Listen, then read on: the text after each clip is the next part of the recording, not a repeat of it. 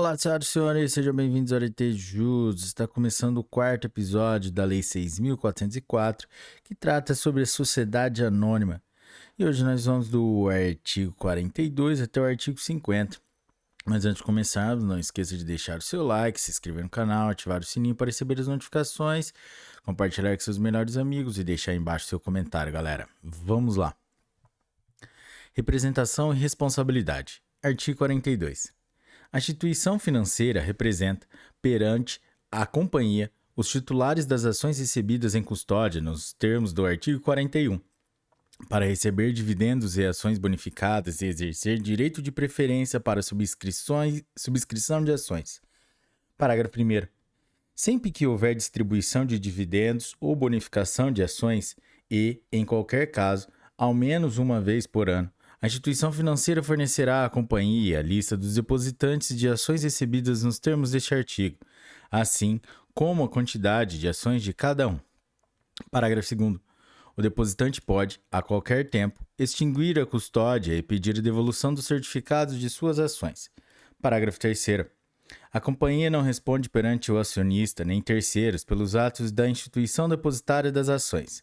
Seção 4. Certificado de depósito de ações. Artigo 43.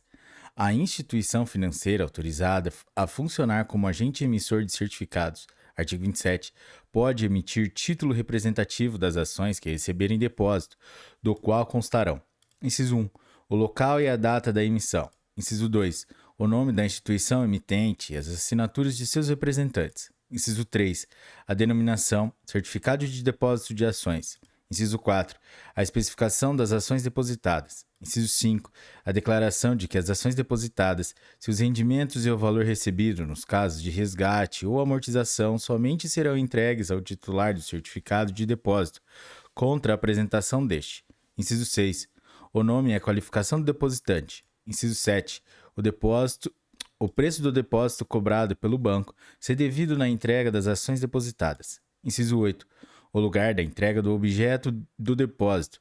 Parágrafo 1º. A instituição financeira responde pela origem e autenticidade dos certificados das ações depositadas. Parágrafo 2º.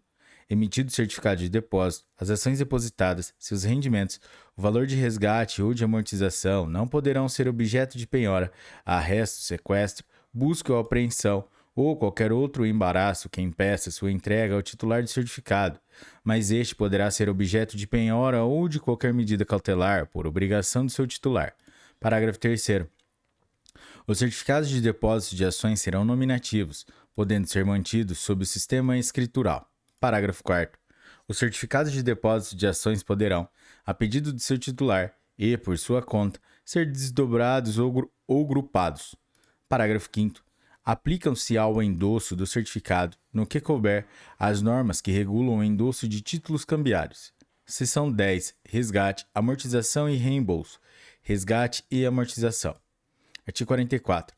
O Estatuto ou Assembleia Geral Extraordinária pode autorizar a aplicação de lucros ou reservas no resgate ou na amortização de ações, determinando as condições e o modo de proceder-se à operação. Parágrafo 1º. O resgate consiste no pagamento do valor das ações para retirá-las definitivamente de circulação, com redução ou não do capital social. Mantido o mesmo capital, será atribuído, quando for o caso, novo valor nominal às ações remanescentes. Parágrafo 2º. A amortização consiste na distribuição aos acionistas, a título de antecipação e sem redução do capital social, de quantias que eles poderiam tocar em caso de liquidação da companhia. Parágrafo 3º. A amortização pode ser integral ou parcial e abranger todas as classes de ações ou só uma delas. Parágrafo 4º. O resgate e amortização que não abrangem a totalidade das ações de uma mesma classe serão feitos mediante sorteio. Sorteadas, ações custodiadas nos termos do artigo 41. A instituição financeira especificará, mediante rateio, as resgatadas ou amortizadas, se outra forma não estiver prevista no contrato de custódia. Parágrafo 5º. As ações integralmente amortizadas poderão ser substituídas por ações de fruição, com as restrições fixadas pelo Estatuto ou pela Assembleia Geral que deliberar a amortização. Em qualquer caso, ocorrendo liquidação da companhia, As ações amortizadas só concorrerão ao acervo líquido depois de asseguradas ações não amortizadas, valor igual ao da amortização, corrigido monetariamente. Parágrafo 6º. Salvo disposição em contrário ao Estatuto Social, o resgate de ações de uma ou mais classes só será efetuado se, em Assembleia Especial convocada para deliberar essa matéria específica, for aprovado por acionistas que representem, no mínimo, a metade das ações das classes atingidas. Reembolso. Artigo 45. O reembolso é a operação pela qual, nos casos previstos em lei, a companhia paga aos acionistas dissidentes de deliberação da Assembleia Geral o valor de suas ações. Parágrafo 1º. O Estatuto pode estabelecer normas para a determinação do valor de reembolso, que, entretanto, somente poderá ser inferior ao valor do patrimônio líquido constante do último balanço, aprovado pela Assembleia Geral, observado o disposto no parágrafo 2º, ser estipulado com base no valor econômico da companhia a ser apurado em avaliação. Parágrafos 3º e 4º. Parágrafo 2º. Se a deliberação da Assembleia Geral ocorrer mais de 60 dias depois da data do último balanço aprovado, será facultado ao acionista dissidente pedir, juntamente com o reembolso, levantamento de balanço especial em data que atenda àquele prazo. Nesse caso, a companhia pagará imediatamente 80% do valor de reembolso calculado com base no último balanço e, levantado o balanço especial, pagará o saldo no prazo de 120 dias, a contar da data da deliberação da Assembleia Geral. Parágrafo 3º.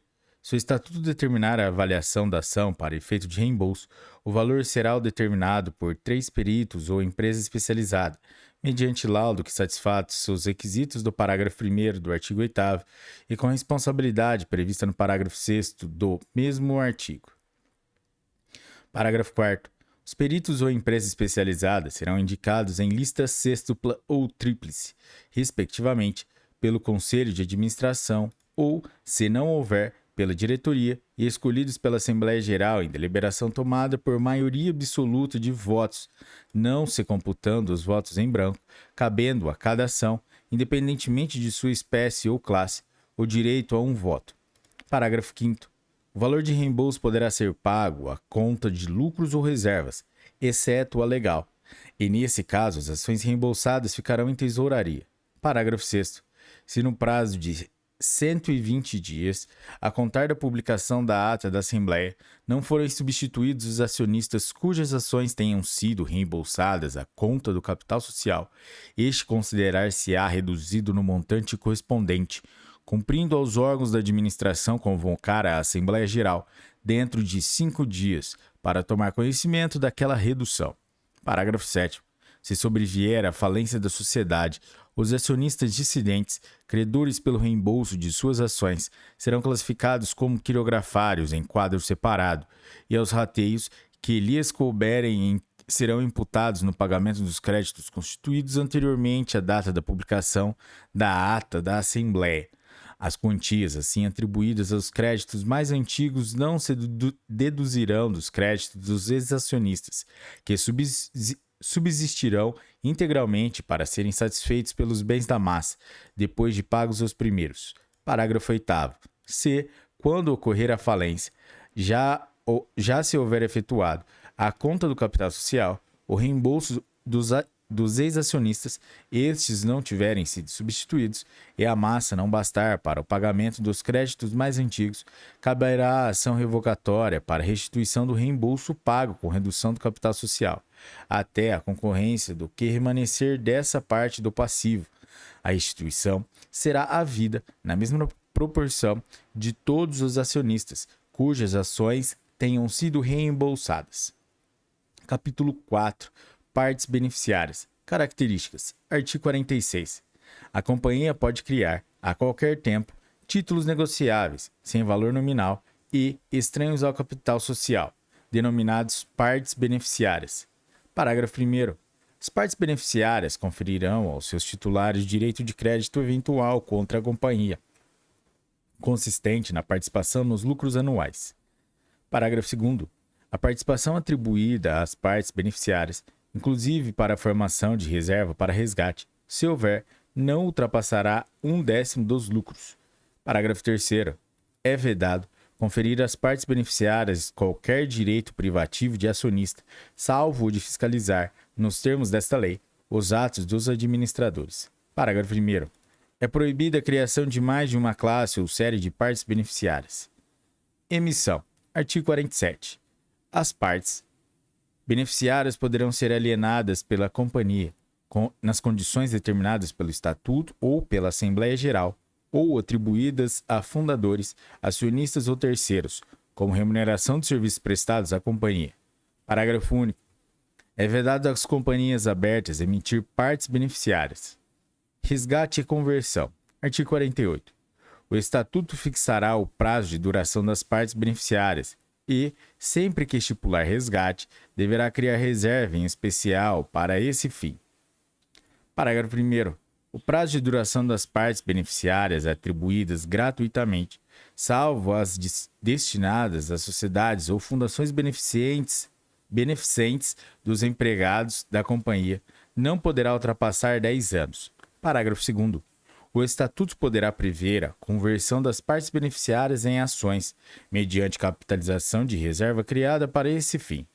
Parágrafo 3º. No caso de liquidação da companhia, solvido ou passivo exigível, os titulares das partes beneficiárias terão direito de preferência sobre o que restar do ativo até a importância da reserva para resgate ou conversão. Certificados. Artigo 49. O certificado das partes beneficiárias conterão: inciso 1, a denominação parte beneficiária. Inciso 2, a denominação da companhia, sua sede e prazo de duração. Inciso 3, o valor do capital social, a data do ato que o fixou e o número de ações em que se divide. Inciso 4, o número de partes beneficiárias criadas pela companhia e o respectivo número de ordem. Inciso 5, os direitos que lhe serão atribuídos pelo Estatuto, o prazo de duração e as condições de resgate, se houver. Inciso 6. A data da constituição da companhia e do arquivamento e publicação dos seus atos constitutivos. Inciso 7. O nome do beneficiário. Inciso 8. A data de emissão do certificado e as assinaturas de 2 diretores. Forma, propriedade, circulação e ônus. Artigo 50. As partes beneficiárias serão nominativas e a elas se aplica, no que couber, o disposto nas seções 5 e 7 do capítulo 3. Parágrafo 1º. As partes beneficiárias serão registradas em livros próprios, mantidos pela companhia. Parágrafo 2º. As partes beneficiárias podem ser objeto de depósito com emissão de certificado, nos termos do artigo 43. Galera, é isso aí. Esse foi o 4º episódio da Lei 6.404, que trata sobre as sociedades por ações. E hoje nós falamos dos artigos 42 até o artigo 50. Se você curtiu esse episódio, deixe o seu like, compartilhe com seus melhores amigos. E até a próxima, galera. Forte abraço. Tchau.